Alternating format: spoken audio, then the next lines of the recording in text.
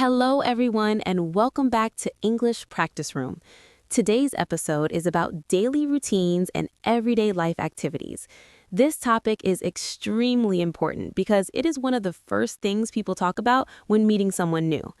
In this episode, you will learn how to describe your morning routine, your workday, your evening activities, and your weekend habits using natural English. Hi, everyone. Talking about daily routines helps you communicate better at work, at school, and in social situations. People often ask questions like, what do you usually do in the morning? How busy is your day? What do you do after work? Let's start with the morning routine. What time do you usually wake up? On weekdays, I usually wake up at 6:30 in the morning. The first thing I do is turn off my alarm, stretch a little, and get out of bed. Many people struggle to wake up early. Yes, especially in winter. Sometimes I feel tired, but I remind myself that waking up early helps me stay productive during the day. What do you usually do after getting out of bed? I brush my teeth, wash my face, and take a quick shower. After that, I prepare breakfast. What does your breakfast usually include? I usually drink coffee or tea and eat something simple like eggs, bread, or fruit. I don't like heavy breakfast because it makes me feel sleepy. Some people skip breakfast. Yes, but skipping breakfast is not healthy. Eating in the morning gives you energy for the day. Let's talk about commuting. How do you go to work or school? I usually take the bus. Sometimes I walk when the weather is nice. Walking in the morning helps me feel fresh and relaxed. Traffic can be stressful. Very stressful. When there is traffic, I listen to podcasts or music to stay calm. That's a good habit. What happens when you arrive at work? When I arrive, I usually check emails, organize my tasks, and plan my schedule for the day. Planning is important. Yes, without planning, the day becomes chaotic and stressful. How long do you usually work before taking a break? I usually work for 2 or 3 hours, then I take a short break. During my break, I drink water, stretch, or talk with coworkers. What about lunchtime? I usually eat lunch around 1 o'clock. Sometimes I bring food from home. Other times I eat at a restaurant near the office. Do you prefer eating alone or with coworkers? I prefer eating with coworkers because it's a good time to relax and socialize. Let's move to the afternoon routine. In the afternoon, I continue working on tasks and attend meetings. I usually feel more tired after 3 o'clock, so I try to stay focused. Many people feel tired in the afternoon. Yes, that's normal. Drinking water and taking short walks helps. What time do you usually finish work? I usually finish around 5 or 6 in the evening. What do you do after work? After work, I go home, take a shower, and change clothes. Then I relax for a while. How do you usually relax? Sometimes I watch TV, sometimes I read, and sometimes I scroll on my phone. On some days, I go to the gym or take a walk outside. Exercise is important for health. Yes, even light exercise improves mood and energy. What about dinner? I usually eat dinner around 8 o'clock. I try to eat healthy food and avoid fast food during the week. Do you cook at home? Most of the time, yes. Cooking saves money and is healthier. What do you usually do before sleeping? Before sleeping, I prepare my clothes for the next day, set my alarm, and check my schedule. Then I go to bed around 11. Sleep routine is very important. Yes, good sleep helps concentration and mental health. Let's talk about weekends. Are your weekends different from weekdays? Yes, weekends are more relaxed. I wake up later, meet friends, clean my house, and sometimes go out. Do you plan your weekends? Not always. Sometimes I prefer spontaneous plans. Now, let's move to vocabulary and expressions. Routine means the things you do regularly. Example, my morning routine starts at 6. Commute means traveling between home and work. Example, I commute by train. Productive means getting many tasks done. Example, I feel productive in the morning. Schedule means your daily plan. Example, I organize my schedule every night. Relax means resting and reducing stress. Example, I relax after work. Socialize means spending time with people. Example, I socialize with friends on weekends. Habit means something you do often. Example, reading before bed is a good habit.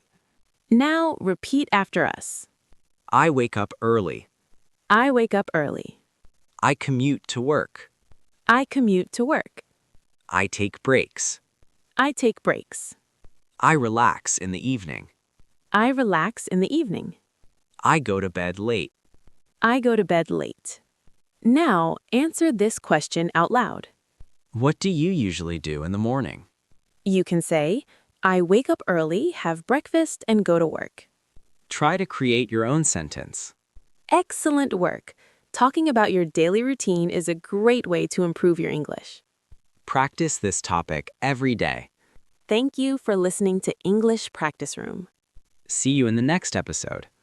Goodbye and keep practicing. Hello, everyone, and welcome back. Today, we are continuing our real-life English practice. In this episode, we will talk about making friends and small talk.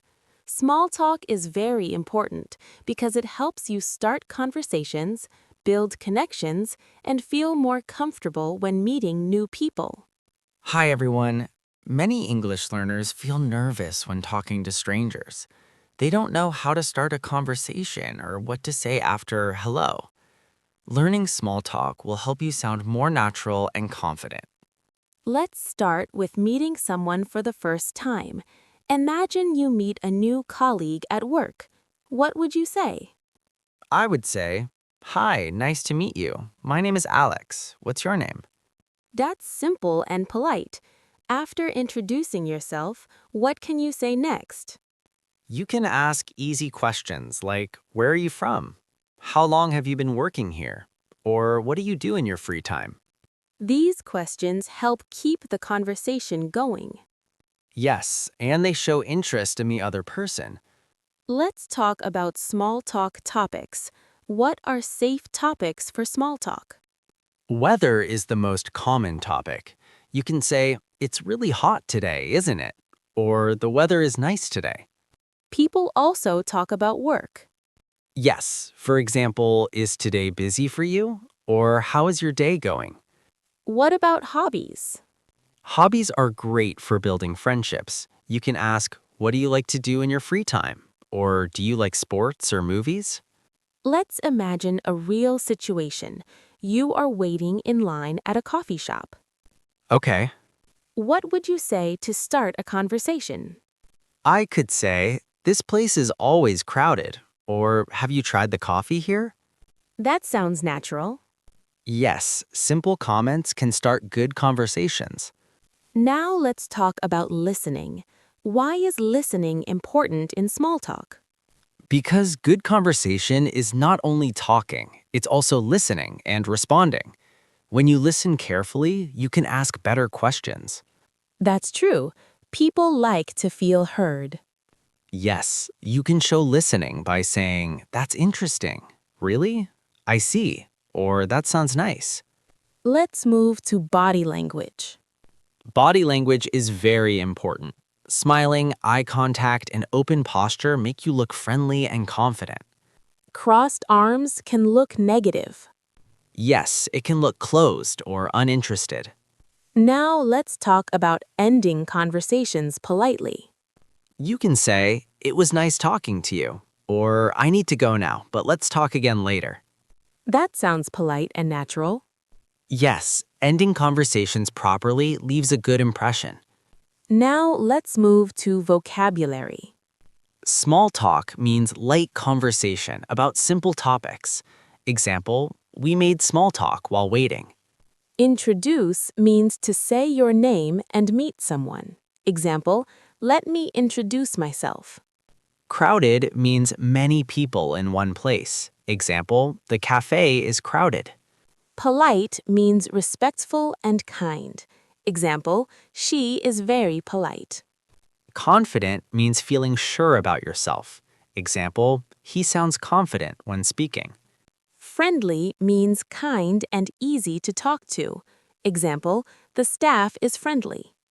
Now repeat after us. Nice to meet you. Nice to meet you. How is your day going? How is your day going? What do you do in your free time? What do you do in your free time? It was nice talking to you. It was nice talking to you. Now answer this question out loud. How would you start a conversation with a new person? You can say, "Hi, how are you?" or "Nice to meet you." Try creating your own sentence. Great job! Making small talk will help you build better relationships in English. Practice starting short conversations every day. Thank you for listening. See you next time. Goodbye, and keep practicing your English.